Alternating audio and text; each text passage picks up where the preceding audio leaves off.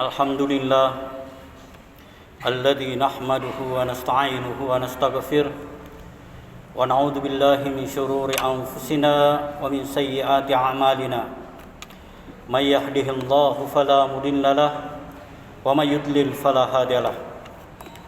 Asyhadu an la ilaha illallah wa asyhadu anna Muhammadan abduhu wa rasuluh la nabiyya ba'dah. وقال الله سبحانه وتعالى في القرآن العظيم وهو أصدق القائلين أعوذ بالله من الشيطان الرجيم بسم الله الرحمن الرحيم يا أيها الذين آمنوا اتقوا الله حق تقاته ولا تموتن إلا وأنتم مسلمون صدق الله العظيم.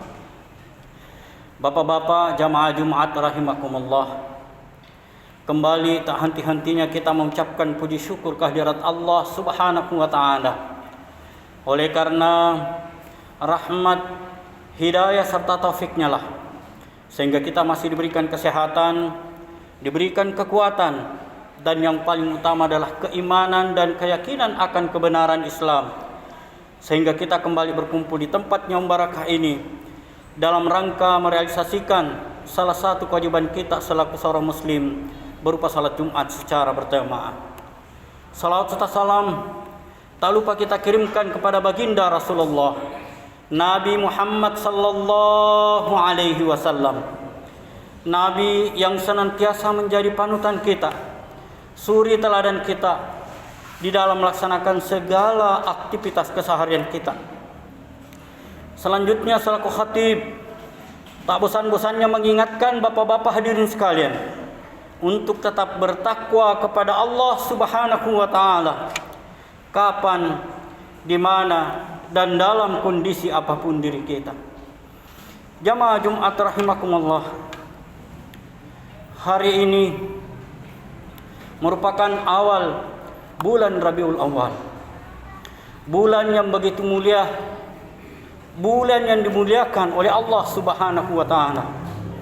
Oleh karena pada bulan ini manusia agung, pembawa rahmat bagi seluruh alam, dilahirkan, yaitu baginda Rasulullah Nabi Muhammad sallallahu alaihi wasallam. Itulah sebabnya kenapa mayoritas umat Islam seluruh dunia melakukan peringatan. Ini yang perlu saya luruskan, peringatan bukan perayaan. Peringatan Maulid Nabi Muhammad sallallahu alaihi wasallam sebagai realisasi kecintaan kepada baginda Rasulullah sallallahu alaihi wasallam. Walaupun di tengah masyarakat masih terjadi khilafiyah terkait dengan peringatan Maulid Nabi besar Muhammad sallallahu alaihi wasallam, tapi jangan ini yang menjadi penyebab terjadinya perpecahan di kalangan umat Islam. Janganlah kita saling menyalahkan antara satu dengan yang lain.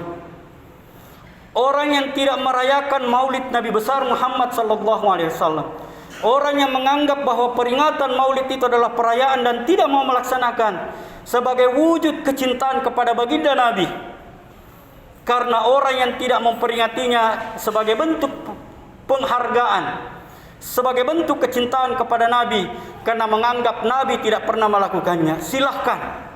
Akan tetapi kita juga tidak boleh serta-merta menyalahkan saudara kita yang memperingati peringatan Maulid Nabi besar Muhammad sallallahu alaihi wasallam sampai membidah-bidahkan, mensesat-sesatkan, sampai mengklaim bahwa orang yang melakukan itu adalah ahli neraka. Inilah yang perlu kita evaluasi di dalam kehidupan keberagamaan kita, bahwa di setiap pelaksanaan kehidupan kita, pelaksanaan keberagamaan, apalagi terkait khilafiyah bukan pada persoalan furu', inilah yang perlu kita hargai. Kita sama-sama mencintai baginda Rasulullah sallallahu alaihi wasallam sebagai manusia pembawa rahmat bagi seluruh alam. Wa ma arsalnaka illa rahmatan lil alamin, kata Allah Subhanahu wa taala. Tidaklah aku mengutus engkau wahai Rasulullah sallallahu alaihi wasallam kecuali pembawa rahmat bagi seluruh alam. Janganlah karena sama-sama mencintai Nabi, akan tetapi terjadi perpecahan di antara kita hanya karena perbedaan kita, memanifestasikan kecintaan kita kepada baginda Rasulullah sallallahu alaihi wasallam.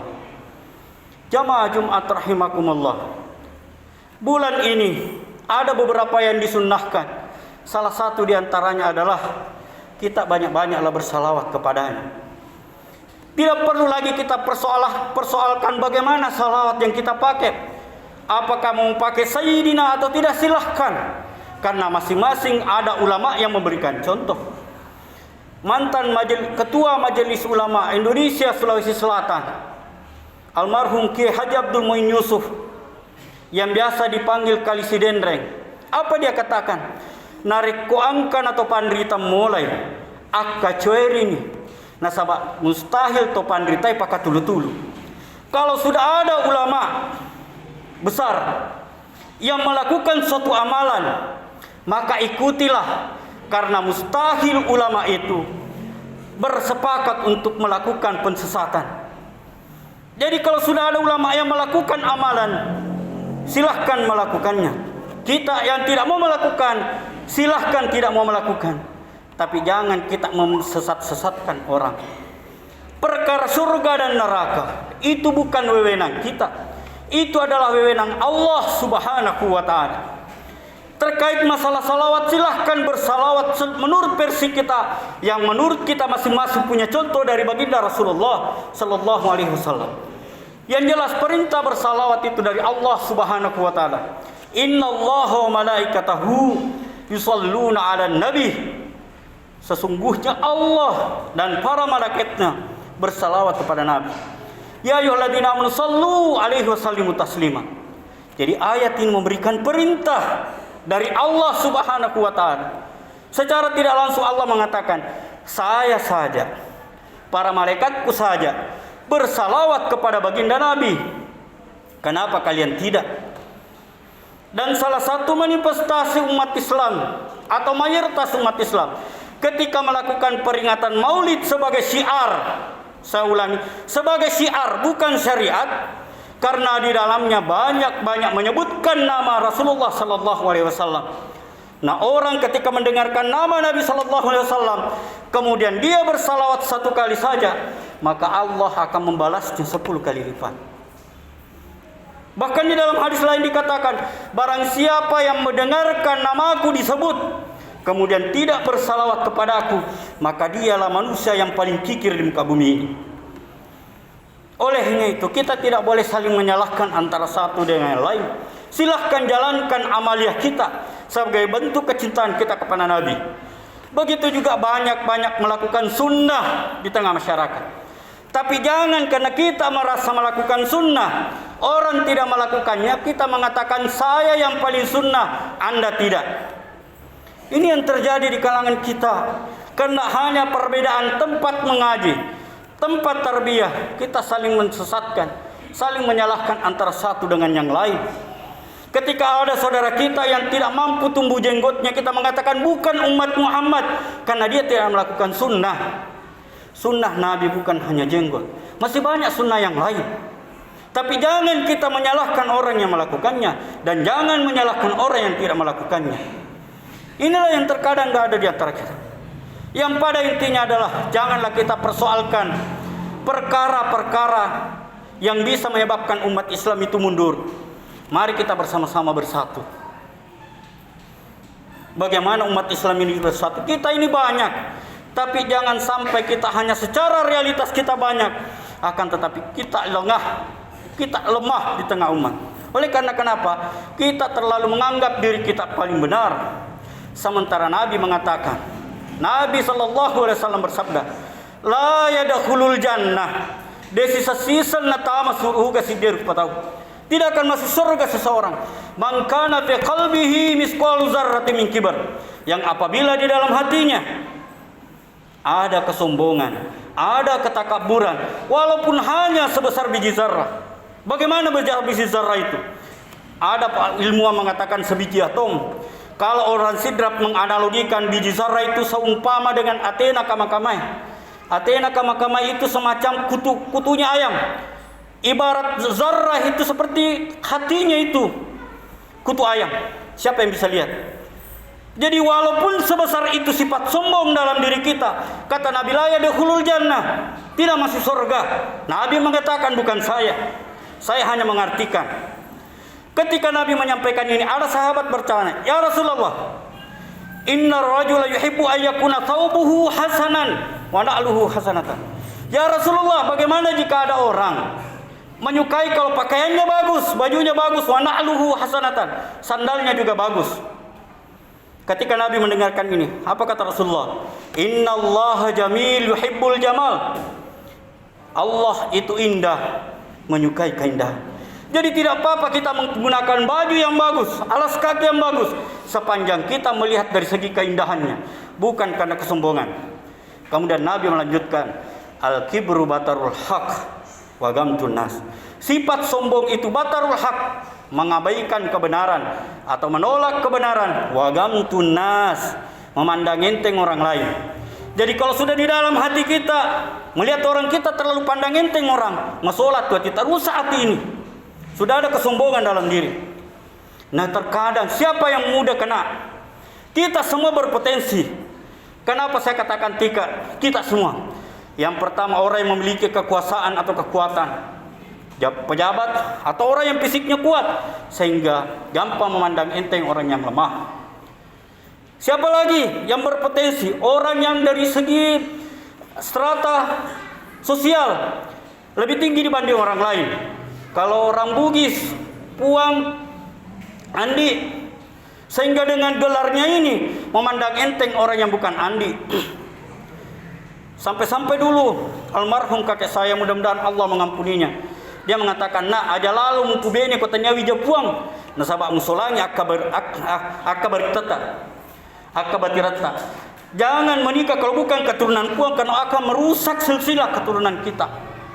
Apa saya bilang? Saya tidak langsung bilang sama kakek, karena pasti mengamuk. Saya cuma bilang sama mak, mungkin kalau terkait dengan ini, karena saya belajar di madrasah, yang ku tahu itu adalah inna akramakum indallahi atqakum. Bahwa yang paling mulia di sisi Allah Subhanahu wa taala adalah yang paling bertakwa. Bukan derajat kebangsaan. Dan alhamdulillah, istri saya bukan keturunan Puang, keturunan Uak. Kalau dalam silsilah Bugis itu bahasa kasarnya itu atah. Tapi karena saya lihat dia adalah alumni madrasah, alumni pesantren, akhlaknya saya lihat. Tapi alhamdulillah tidak membuat derajatku rendah, karena akhlaknya yang mulia yang saya lihat. Jadi dari segi strata sosial, jadi jangan kita terlalu bangga dengan kepuanan kita, keandikan kita, karena itu bukan jaminan akhlak kita. Pernah terjadi kasus di kampung saya, terjadi pencurian. Ternyata orang pencuri. Orang mengejar, ternyata pencurinya itu adalah keluarga yang notabene tanda kutip. Ada juga di kampung kalau ada kendaraannya orang hilang, kendaraan sawah, dompeng, sapi, kerbau, kalau hilang langsung melapor ke Andi itu.